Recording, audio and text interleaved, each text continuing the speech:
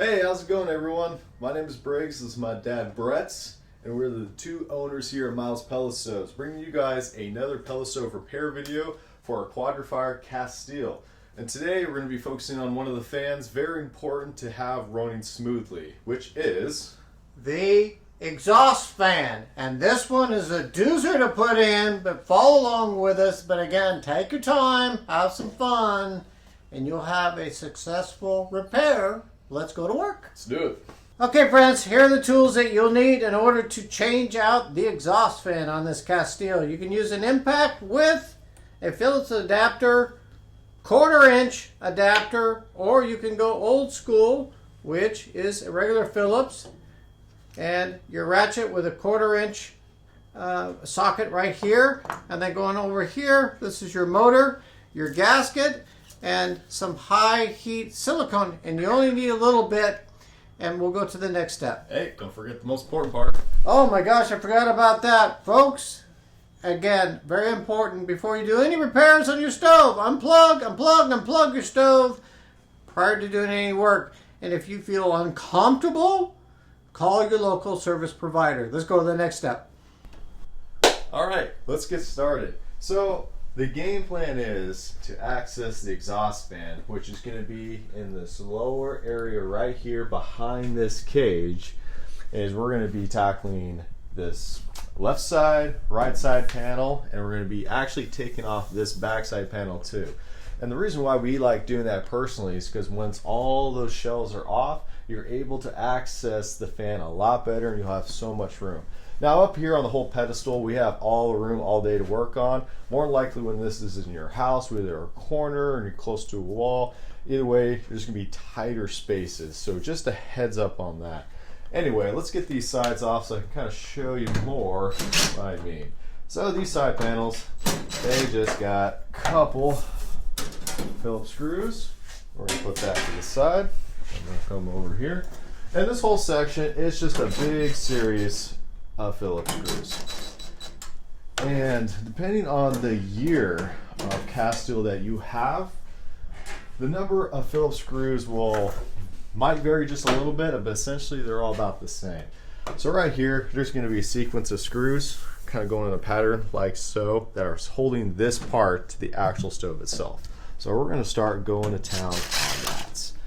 And as we go around, folks, just try to be as organized as you can and try not to lose these screws. It's not the end of the world if you do, because Phillips screws are pretty, well, common, but the less stress and stuff you have to deal with while doing this, the better. So definitely organization and our favorite word, Dad, which is Patience. patience. Good golly, patience. This is some of the best things you can do. So right there, as you can see, as I did that last screw, this panel is going to start slumping a little bit like that.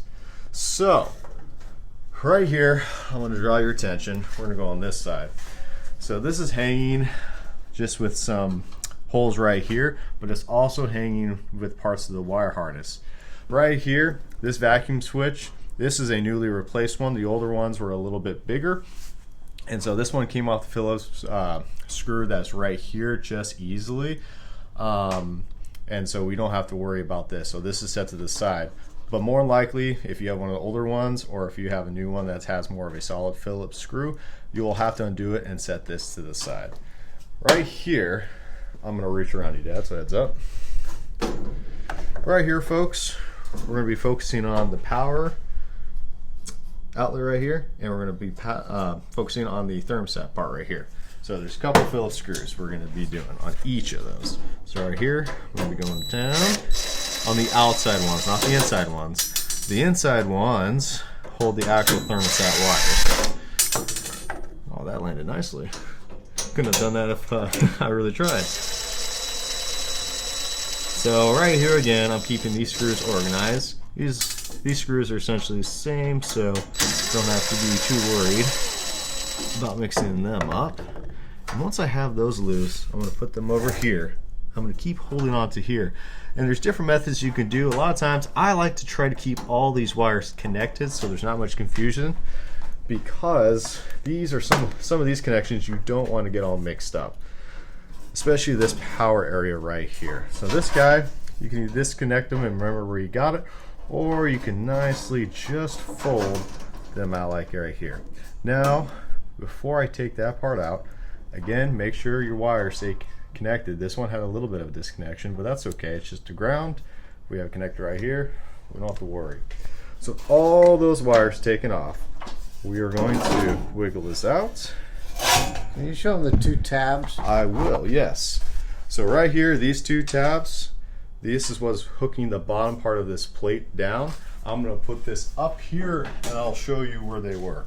They're tucked right above the convection fan cage right here. And so with that done, this part is nice, wide, and open. Yes, right here is one on this side, and then we'll have another one over here, right here. And so this whole area is open, and we're ready for the next step of actually tackling out this exhaust fan. And yes, right here, this is the actual exhaust fan itself. All right, let's take out this old exhaust fan. So before we start unscrewing the plates, we're gonna go over here and we're gonna disconnect the actual fan wires. And right here, this one has a black and a white one connected to the wire harness, and we are just going to simply pull those apart.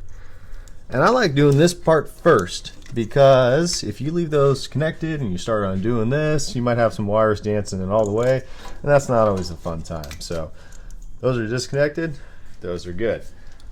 On this fan, you're gonna have a circular plate that goes all the way around. You're gonna have about 6 screws all going around. And so simply, we're just gonna start tackling those.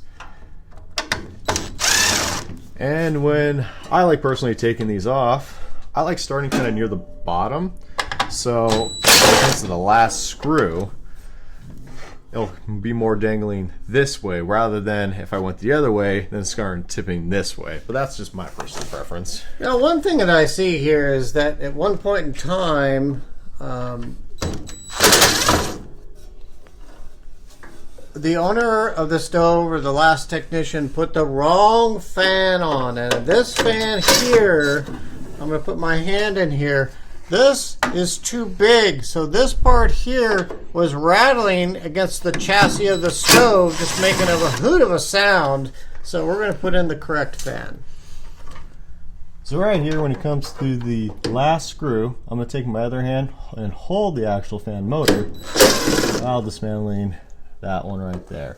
And the reason why I do this is so it doesn't just drop and you lose control of it. So right here, with both hands now, I'm going to take this away, and there is your old fan. Well, I think that's well done. See, the reason why that Briggs and I take the fan out from that back side is because in order to get to that fan and get those 6 screws out and get a tight seal on there from the left or the right side going in, very, very difficult to do. This is going to be easier. It takes a little bit more time, but safety first. You're going to have a very, very nice seal. All right, so I went ahead, guys, and I did a little bit of silicone sealant to adhere this gasket seal to the actual fan apparatus just ahead of time. And we like doing that because it holds the seal there without it kind of flopping everywhere, and then kind of getting away from your holes that are going to be a little bit of a specific skill to realign. So I like having those holes of the gasket align with these oval holes versus the circle oval holes. And the reason why I do that is because I've had the best luck through all the exhaust fans I've done while doing this job, successfully doing these guys. If it works for these guys over there on your specific stove, hey, all hats to you, but for us, we prefer this one. So we're going to start going to town. We're going to put this up here.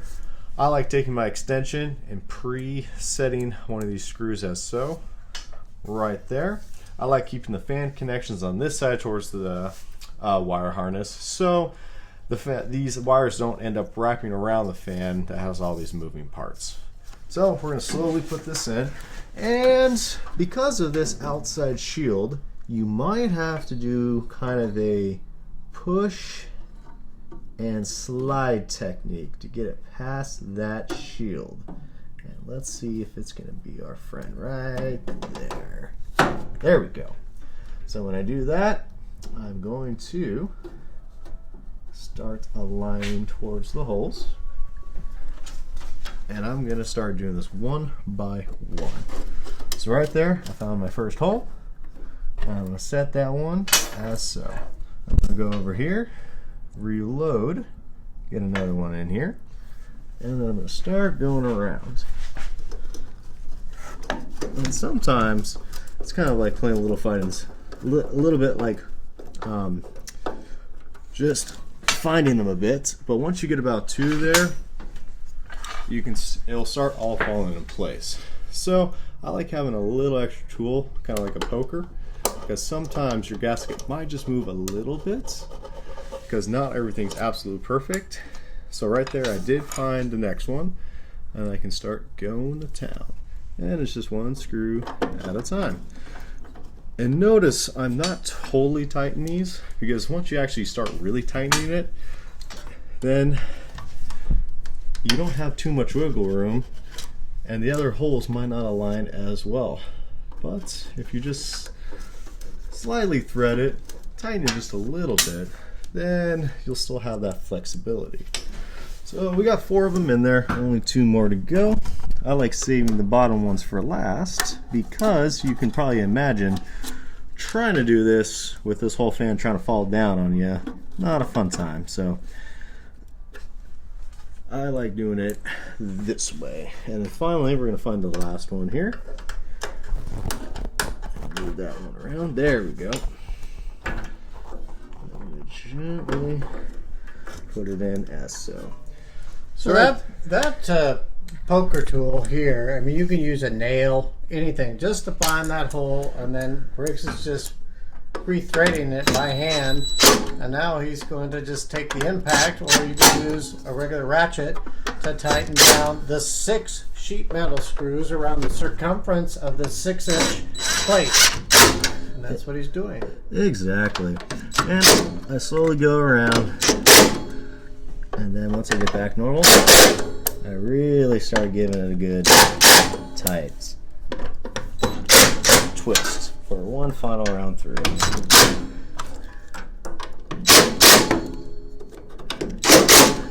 And before I close it all up and start connecting stuff, I want to make sure one important thing. There we go. The reason why I do that, imagine trying to put all this back, including the cage and everything else. You turn on your stove, and some got in the way of those tines or some in here, and you're just hearing, or you're seeing this. That's not a fun time. You're gonna have to redo the whole thing. So just quick tips right there. That part's in, and while we're here, don't forget, folks, to connect the wire harness back to this fan. And just like that, that's connected.